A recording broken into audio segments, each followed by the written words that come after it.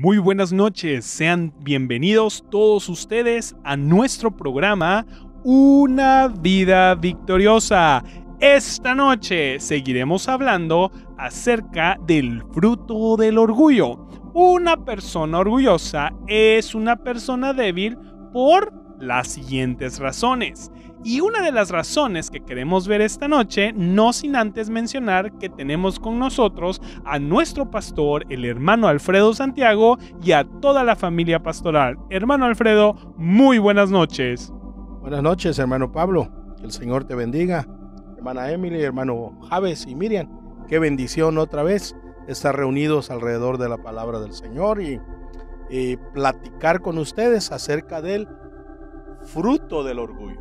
Así es, hermano Alfredo. Hemos visto diferentes frutos que el orgullo tiene y por esa razón somos débiles. Y como vimos anteriormente, la debilidad no solo se proyecta como nosotros como persona, sino también como matrimonio, como familia y como iglesia. Una de las razones por las que somos débiles es porque el orgullo puede estar, escucha hermanos que nos están oyendo, en el fondo de la timidez o vergüenza. Vamos a hablar de una clase muy diferente de orgullo. Muchas personas que son tímidas o que les da vergüenza todo en la iglesia piensan que ellos son tan humildes que yo no puedo porque ¿cómo va a ser posible? Y no se dan cuenta que es una manifestación de orgullo. Repito, el orgullo puede estar en el fondo de la timidez o vergüenza. Una persona tímida no se expondrá a ser vulnerable y con mucho cuidado se protege a sí misma. Es que qué horrible si me equivoco. Yo no puedo predicar porque y si el pastor me dice no, yo no puedo.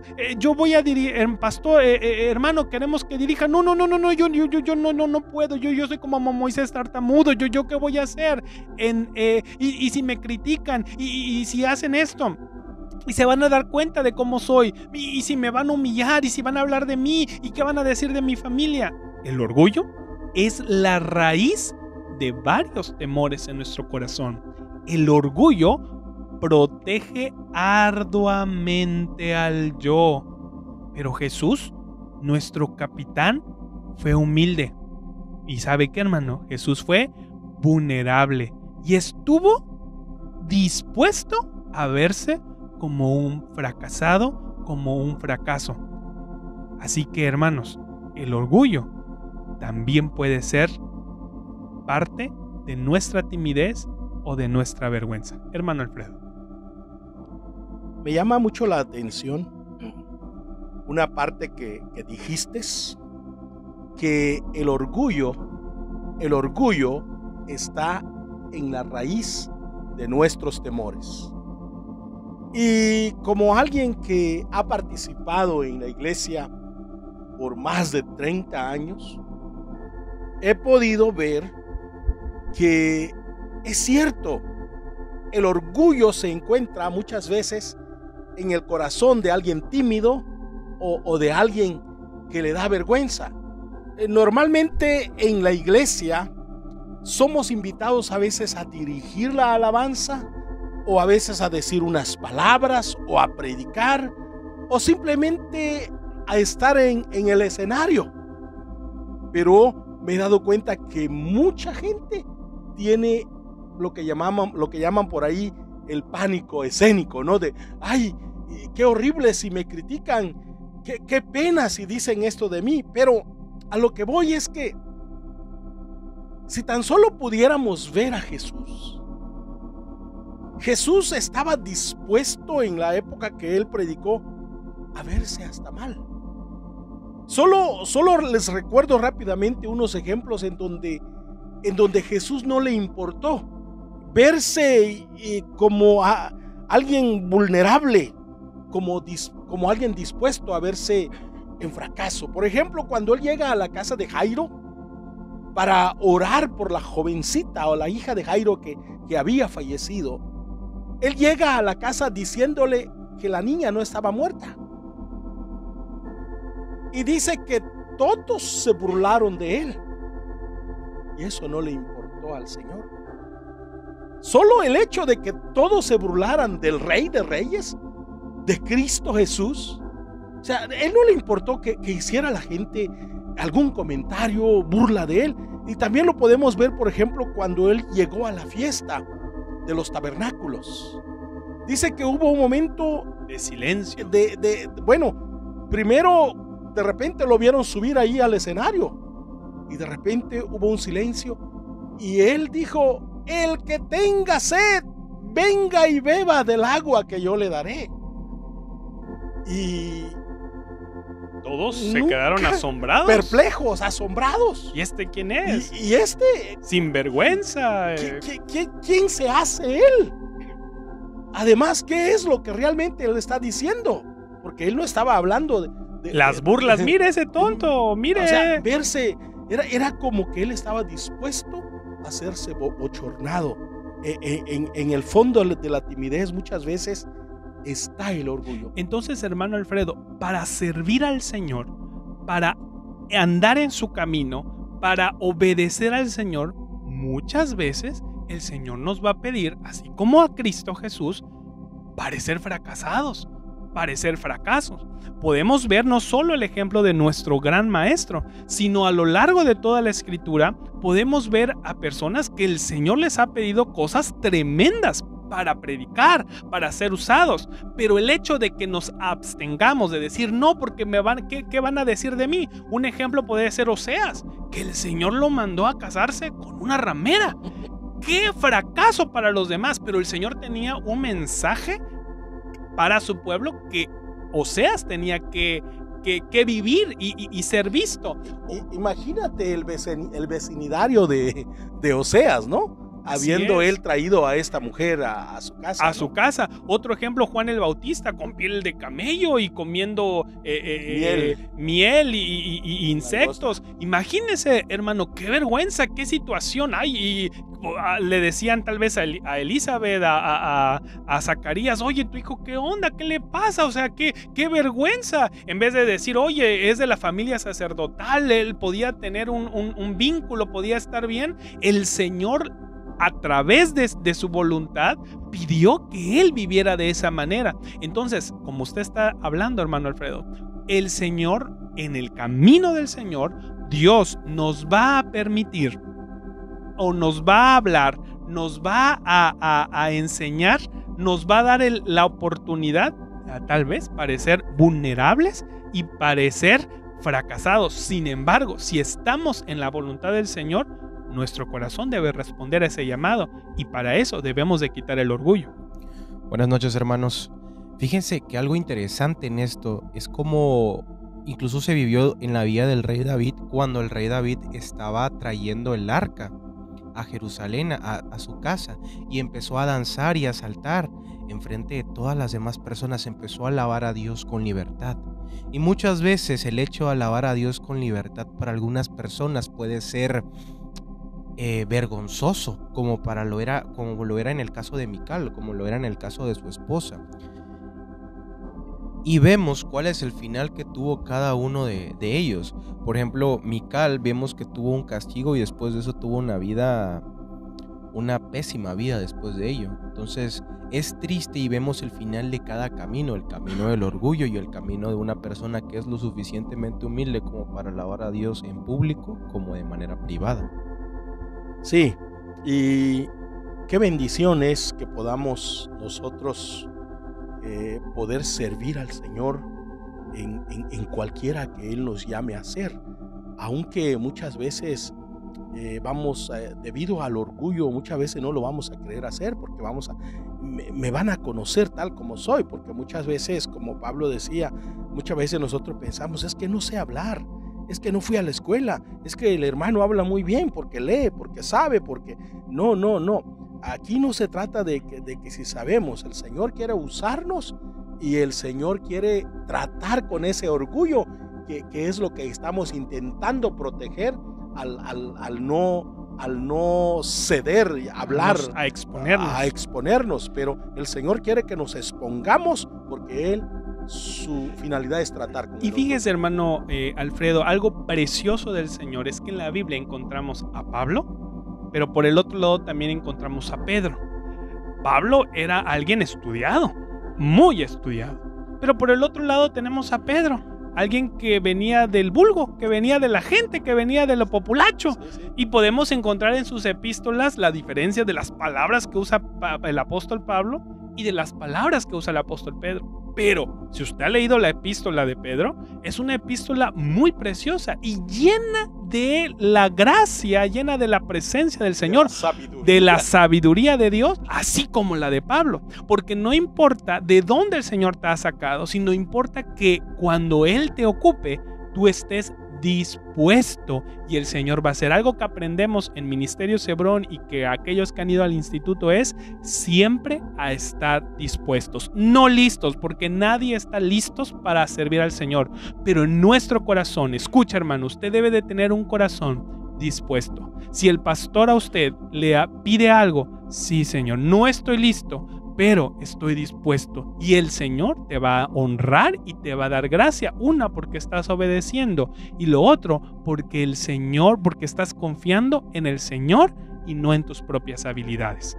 Para pasar al siguiente punto, el orgullo, mire hermano, fíjese lo que el orgullo busca lo suyo propio y anhela la alabanza de los hombres. ¿Por qué somos débiles? Porque buscamos lo nuestro, lo propio, y anhelamos la alabanza de los hombres. Es decir, anhelamos que los hombres o los pastores, los líderes nos alaben por lo que hacemos. El orgullo, escuche bien, lucha por tener un gran nombre, un título propio, una gran popularidad. El orgullo ama la publicidad, que todo mundo le aplauda, y desea ser el centro de atención. Le preocupa más la opinión de los demás que la de Dios. Fíjese, hermano, le preocupa más la opinión de los demás que la de Dios. Muchas veces en la iglesia estamos más preocupados por lo que va a decir la hermanita, por lo que va a decir el hermanito, que lo que Dios piensa de nosotros. Como cristianos siempre debemos de preguntarnos, Señor, ¿estoy obedeciéndote? ¿Te estoy agradando? Fíjese lo que dice Juan en el capítulo 5, en el versículo 44. ¿Cómo podéis vosotros creer, pues recibís gloria los unos de los otros y no buscáis la gloria que viene del Dios único? Qué sabio era Jesús en el contexto de lo que Pablo estaba comentando, que el orgullo le preocupa más la opinión de los demás que la de Dios.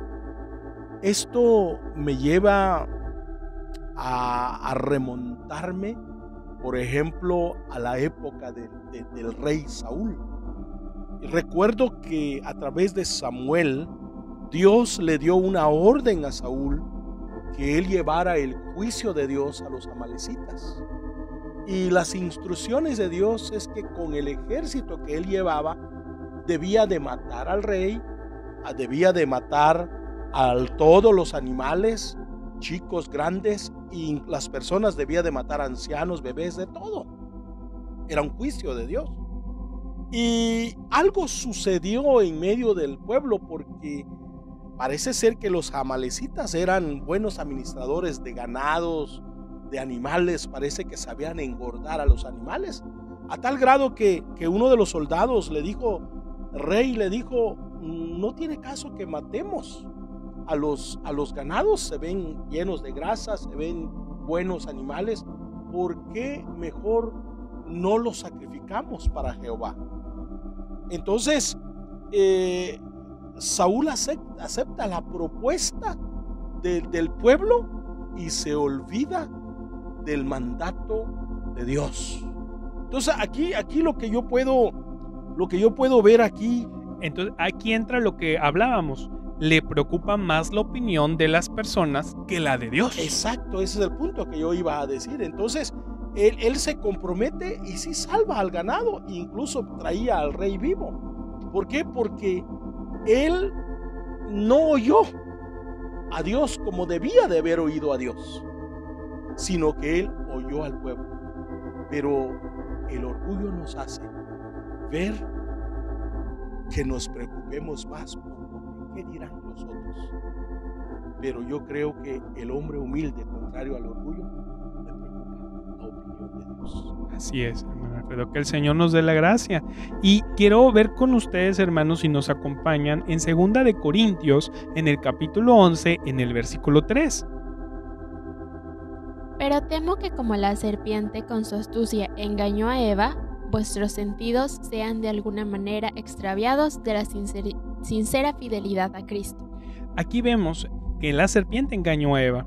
El orgullo utiliza palabras difíciles, palabras elevadas, palabras elegantes, palabras en la iglesia muy difíciles para los hermanos que llegan. ¿Pero con qué fin, Pablo? Exacto, y ese es el propósito, que es el fin de engañar, de elevarse a sí mismo, de decir, wow, este hermano es wow.